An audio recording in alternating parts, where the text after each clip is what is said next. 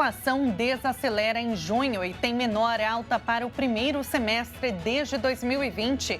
E você vai ver também. Projeto que regulamenta a reforma tributária começa a ser votado na Câmara nesta quarta-feira. Inclusão de carne na cesta básica no imposto seletivo ainda será negociada. Dívida dos estados com a União. Presidente do Senado, Rodrigo Pacheco, apresenta projeto de lei com parcelamento de 30 anos. Casos de coqueluche aumentam no Brasil e no mundo no primeiro semestre deste ano e gera preocupação às vésperas das Olimpíadas de Paris. E ainda, o desafio de fazer atividade física durante o inverno. Em dias gelados é preciso tomar alguns cuidados.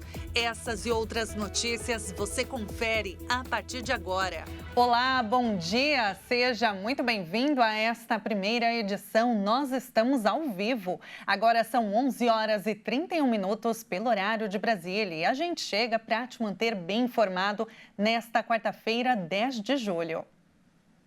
A gente começa esta edição falando sobre a Câmara dos Deputados, que começa a votar hoje o projeto que regulamenta a reforma tributária. Os trechos polêmicos, como a inclusão de carne na cesta básica e armas no imposto seletivo, ainda são negociados pelos deputados. A proposta, apresentada pelo primeiro grupo de trabalho na semana passada, detalha como o imposto sobre valor agregado será cobrado sobre produtos e serviços, além da forma como o imposto vai incidir sobre os alimentos, educação, saúde e segurança. Outros temas mais sensíveis na matéria, como a sobretaxação de armas e alimentos ultraprocessados, além da inclusão de carne bovina e de frango na cesta básica isenta de impostos, ainda devem ser negociados pelos deputados. O presidente da Câmara, Arthur Lira, suspendeu as atividades em comissões desta semana para focar na análise da regulamentação da reforma tributária. Em seguida, o requerimento de tramitação em regime de urgência para a matéria foi aprovado no plenário. Havia o compromisso de Lira de colocar o texto em votação antes do recesso parlamentar, que está marcado para começar em 17 de julho.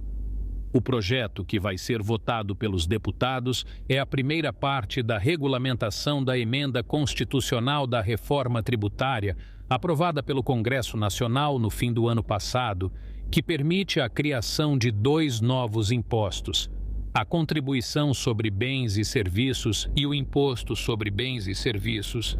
Juntos, eles formam o IVA, Imposto sobre Valor Agregado, que vai substituir 5 tributos existentes. Essa transição dos impostos começa em 2026. Deve ser criado um imposto seletivo, que recai sobre produtos considerados nocivos à saúde e ao meio ambiente.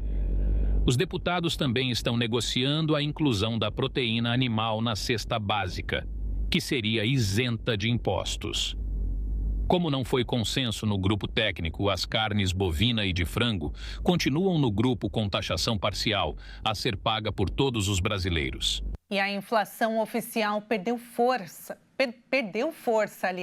e desacelerou em junho. Segundo o IBGE, apesar da queda, os preços de alimentos e bebidas ainda continuaram em alta. Após 2 meses seguidos de alta, a inflação registrou queda em junho e ficou em 0,21%.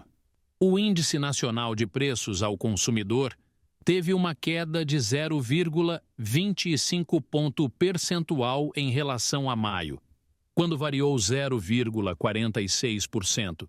No ano, o IPCA acumula alta de 2,48%.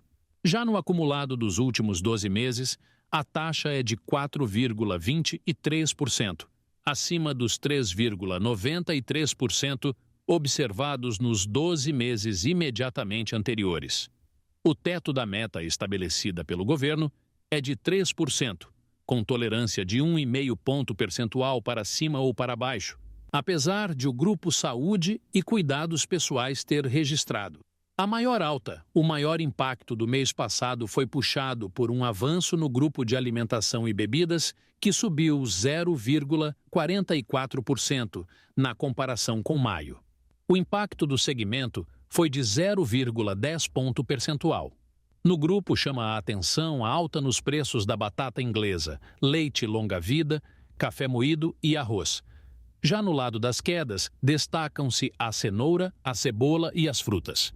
No índice de junho foi incorporado o reajuste dos preços dos planos de saúde autorizado pela Agência Nacional de Saúde Suplementar, com vigência a partir de maio de 2024.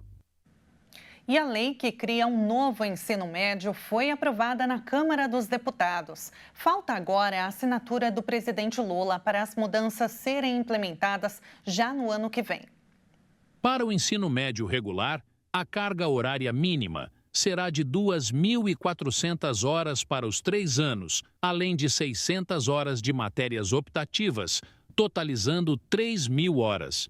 Para o ensino médio técnico, será possível escolher entre 600 e 1.200 horas de aulas técnicas e o restante de disciplinas tradicionais, com um total de 3.000 horas. A mudança é vista positivamente por entidades estudantis. O texto já havia sido aprovado pela Câmara em março, mas foi alterado no Senado, o que obrigou o projeto a passar por nova análise dos deputados. De acordo com a lei, os estados manterão, na sede de cada um de seus municípios, pelo menos uma escola de sua rede pública com oferta de ensino médio regular no período noturno. Isso quando houver demanda manifesta e comprovada para a matrícula de alunos nesse turno, na forma da regulamenta CAL a ser estabelecida pelo respectivo sistema de ensino. Foram rejeitadas algumas alterações, como a que tornava obrigatório o ensino de espanhol. A disciplina será optativa. O presidente do Senado, Rodrigo Pacheco, apresentou um projeto de lei para tentar resolver a dívida dos estados com a União, com um parcelamento por 30 anos. O texto agora deve tramitar no Senado sob a relatoria de Davi Alcolumbre, presidente da CCJ. Atualmente, essas dívidas são corrigidas pela inflação, mais 4% ao ano ou pela taxa Selic, hoje em 10,5%. O governo estima que os débitos somam mais de 700 bilhões de reais. A maior parte desse valor se refere às dívidas de 4 estados, Goiás, Minas Gerais, Rio de Janeiro e Rio Grande do Sul. Pelo texto de lei elaborado por Rodrigo Pacheco, será criado o programa de pleno pagamento de dívidas dos estados. O ingresso dos estados e do Distrito Federal no Propag, no entanto, dependerá de adesão. O projeto prevê ainda o congelamento do valor principal da dívida atual, sem descontos, abatimento de 2% dos juros por diferentes mecanismos, como a federalização de bens e créditos estaduais, reversão de até 1% dos juros em investimentos nos estados e no DF, reversão de até 1% dos juros para aplicação em um fundo que atenderá a todos os estados, endividados ou não, e que as dívidas sejam parceladas em até 30 anos. O maior problema federativo que existe, estados muito endividados, que não têm condição de pagar suas dívidas, com um indexador muito alto, e isso gera um grande desconforto, um grande problema nacional mesmo. Dessa forma, portanto, nós temos uma forma muito justa e muito equilibrada de resolver o problema, garantindo a responsabilidade fiscal de não se afetar o estoque da dívida e o ponto de partida ser esse estoque, mas permitindo que os estados se organizem para o pagamento dessa dívida. Ao longo da elaboração do projeto, governadores e parlamentares propuseram a negociação com desconto nos juros e no montante principal da dívida, assim como adotado nos programas Refis e Desenrola. No entanto, segundo o presidente do Senado, o mecanismo afrontaria a legislação em vigor e a responsabilidade fiscal do governo federal, além de um impacto no resultado primário da União. O texto também veda a possibilidade dos governadores usarem o fundo de compensação da reforma tributária para abater a dívida com a União.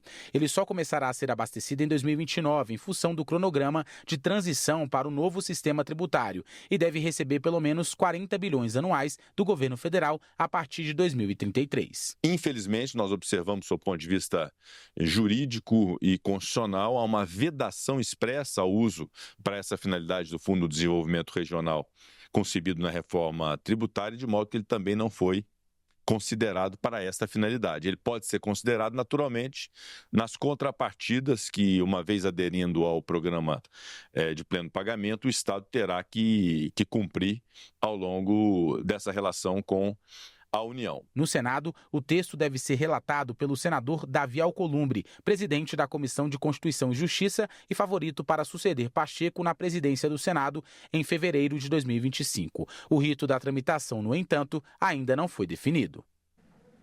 O presidente do Senado, Rodrigo Pacheco, defendeu ainda a regulamentação da inteligência artificial no país.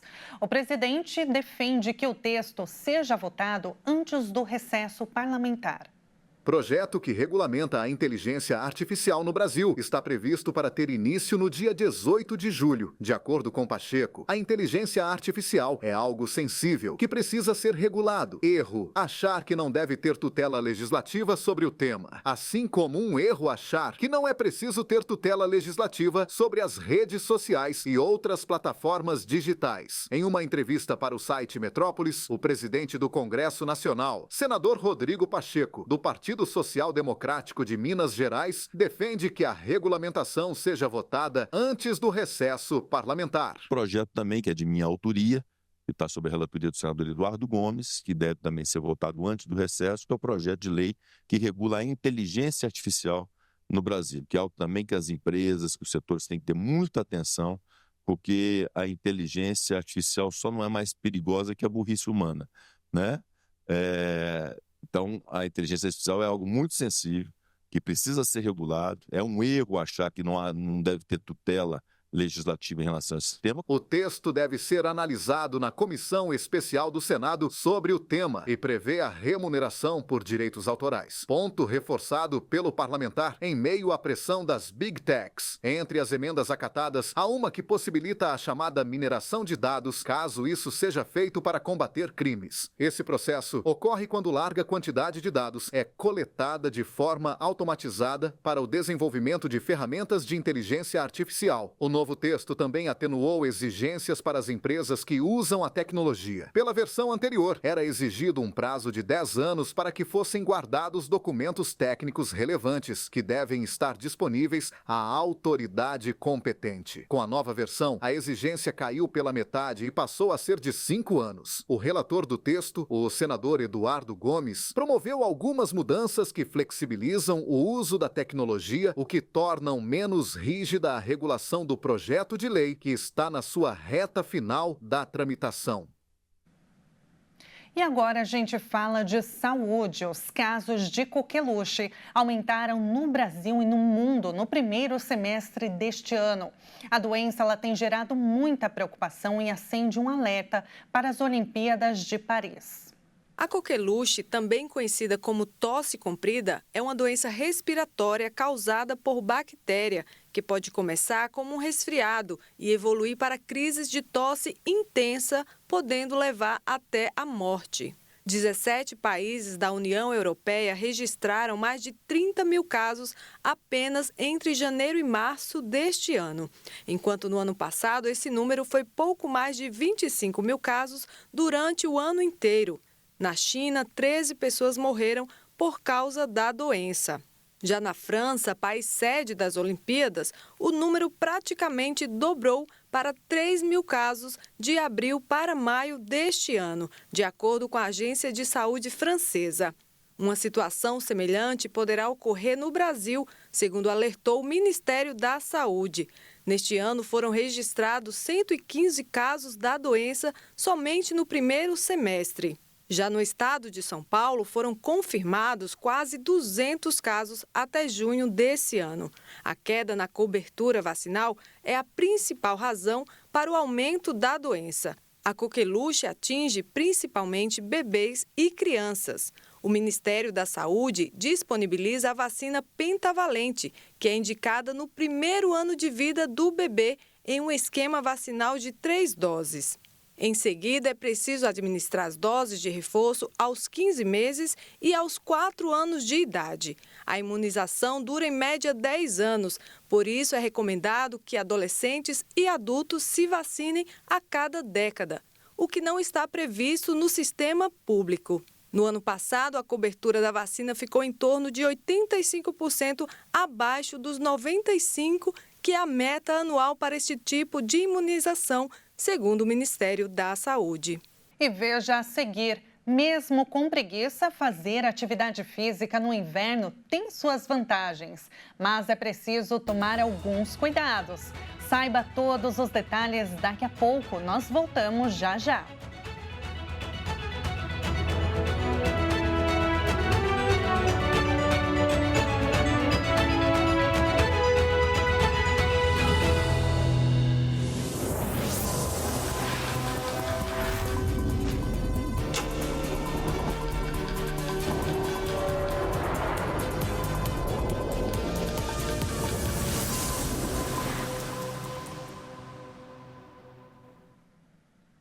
Nós estamos de volta, são 11 horas e 48 minutos. O presidente dos Estados Unidos, Joe Biden, anunciou o envio de sistemas de defesa antiaérea para a Ucrânia. A divulgação foi feita à margem de uma cúpula da OTAN, a Aliança Militar do Ocidente, em Washington. O presidente americano Joe Biden anunciou o envio de sistemas de defesa antiaérea para a Ucrânia. Today, I'm announcing the historic donation. Anuncia a doação histórica de equipamentos de defesa aérea para a Ucrânia. Os Estados Unidos, a Alemanha e a Itália fornecerão à Ucrânia equipamentos para 5 sistemas estratégicos de defesa aérea. Nos próximos meses, os Estados Unidos e os nossos parceiros pretendem fornecer à Ucrânia dezenas de sistemas táticos adicionais de defesa aérea. A guerra acabará e a Ucrânia vai continuar sendo um país livre e independente. A Rússia não vai vencer, declarou Biden, de 81 anos, em um discurso destinado a dissipar as dúvidas dentro do Partido Democrata sobre sua candidatura à reeleição em novembro, após o debate desastroso contra seu rival republicano, Donald Trump. Biden participou com os líderes ou seus representantes dos 32 países da Organização do Tratado do Atlântico Norte de uma cerimônia em comemoração aos 75 anos da criação da Aliança Militar. Em um comunicado conjunto, vários países da OTAN, incluindo os Estados Unidos, confirmaram o envio de um total de 5 desses sistemas, incluindo 4 baterias Patriot e mísseis terra-ar, particularmente eficazes para interceptar mísseis balísticos russos. O 5º sistema de defesa antiaérea anunciado nesta terça é uma bateria de mísseis SAMP-T, de fabricação franco-italiana, que a Itália já havia prometido. O destaque é a bateria Patriot, que os Estados Unidos vão fornecer. O presidente ucraniano Volodymyr Zelensky tem pedido essa ajuda há meses. Um barco que carregava migrantes em sua tripulação afundou no Caribe colombiano. Uma pessoa morreu e 4 estão desaparecidas.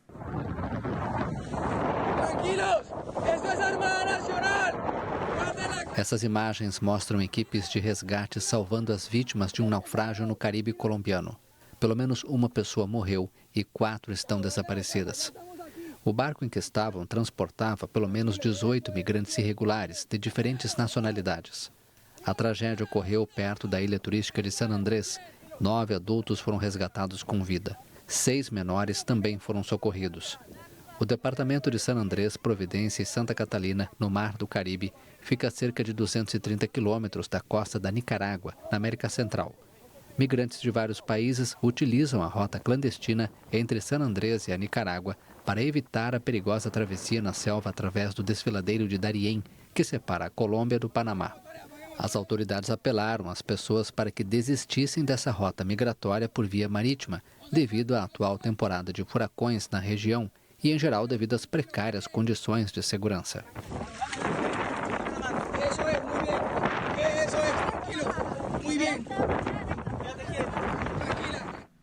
Muito triste, né? Agora a gente muda de assunto porque a chegada do inverno geralmente é acompanhada pela preguiça, né? Mas como nas temperaturas o corpo queima mais calorias nas temperaturas baixas, os exercícios físicos cansam menos e ficam mais agradáveis. Só que é preciso tomar alguns cuidados, veja só. No inverno, ter a motivação para sair de casa e praticar exercícios físicos pode ser um desafio e tanto. Afinal, com o tempo frio, a cama e as cobertas se tornam ainda mais atrativas. Porém, as baixas temperaturas podem ser aliadas na prática de esportes. Segundo os especialistas, as atividades ao ar livre, como correr, caminhar ou fazer trilhas, são recomendadas, já que podem ser mais agradáveis do que no calor. Além disso, o ar frio pode ajudar a refrescar e manter a temperatura corporal estável durante o exercício. As atividades físicas nesse período pode ser uma boa estratégia para quem quer emagrecer. Nessa condição, o corpo trabalha mais para se manter aquecido, o que pode aumentar o gasto calórico. A prática de exercício ao ar livre em temperaturas mais baixas podem ser agradáveis, aumentando a produção de endorfinas, substâncias químicas que melhoram o humor e reduzem o estresse. Mas é preciso ter alguns cuidados, pois o risco de lesão também pode aumentar durante esse período.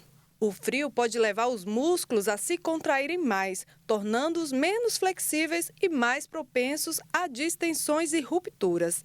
O cuidado com a chuva também deve ser redobrado para não correr o risco de queda e lesões, e com menos sol pode dificultar a visibilidade, aumentando assim o risco de acidentes. Mas os especialistas garantem que, apesar dos desafios, fazer exercícios no frio pode sim ser vantajoso. Agora é só colocar um tênis, vestir um casaco e encarar o vento gelado. E aí, vai encarar? Agora a gente fala sobre a previsão do tempo. Nesta quarta-feira, o Sudeste segue com alertas de chuvas, enquanto o sul do país pode ter geada. A região sudeste do Brasil segue com alerta de chuva carregada em todo o estado de São Paulo, sul do Rio de Janeiro e sudeste de Minas Gerais, e um alerta de temporal na região sudoeste de São Paulo. Para a região sul do país, a previsão é que siga um tempo gelado nos 3 estados. Deve ocorrer geada na região oeste e na campanha do Rio Grande do Sul. Na faixa sudoeste do Paraná, oeste de Santa Catarina e na faixa oeste e sul do Rio Grande do Sul, o sol deve aparecer com entre muita nebulosidade. No centro-oeste, o dia será de muita nebulosidade em todo o Mato Grosso do Sul, porém o centro-norte do estado. O sol deve predominar e não deve chover. O mesmo para o estado de Goiás e o Distrito Federal. Na região do Nordeste, ao longo do dia, a previsão é de pancadas de chuva em toda a faixa litorânea e o norte do Brasil. A chuva deve permanecer concentrada sobre os estados do Acre, Amazonas, Roraima, norte do Pará e Amapá. No restante da região norte, o tempo deve seguir seco sem previsão de chuva. E nesse clima de friozinho, vamos conhecer agora Lausanne, a segunda maior cidade às margens do Lago Genebra, na Suíça. Lausanne é uma cidade na região de Vaud, localizada na beira do rio Genebra, na parte francesa da Suíça. E como estamos em clima de Olimpíadas, vale destacar que Lausanne abriga a sede do Comitê Olímpico Internacional, além do Museu Olímpico e do Parque Olímpico. A cidade é rica em atrações para todas as cidades e o centro histórico possui uma arquitetura medieval preservada. Realmente muito bonito, né? E é claro que a gente vai para lá agora com a ajuda da tecnologia. Vamos ter uma visão de cima da ponte Charles Bessières. Eu acho que é assim que se pronuncia, viu? É uma ponte que cruza por cima a rua central de Lausanne, além de mostrar um pouco da arquitetura, que realmente é incrível.